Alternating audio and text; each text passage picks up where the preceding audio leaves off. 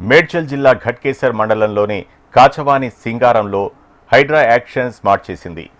62/2, 66/3, 66/4, 66/5 survey నెంబర్లలోని 6.12 ఎకరాల ప్రభుత్వ భూమి కబ్జాకు గురైనట్లు తెలుస్తోంది.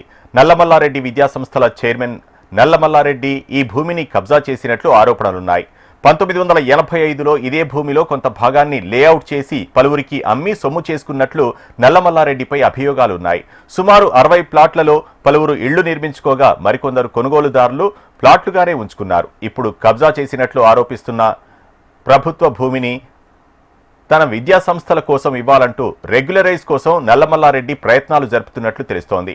ఇదిలా ఉంటే ప్రభుత్వ భూమి అన్న సమాచారం రావడంతో రంగంలోకి దిగిన హైడ్రా గతేడాది నల్లమల్లారెడ్డి నిర్మించిన ప్రహరీ గోడను కూల్చివేసి కబ్జాకు గురైన ప్రభుత్వ భూమిలో సర్వే నిర్వహించింది.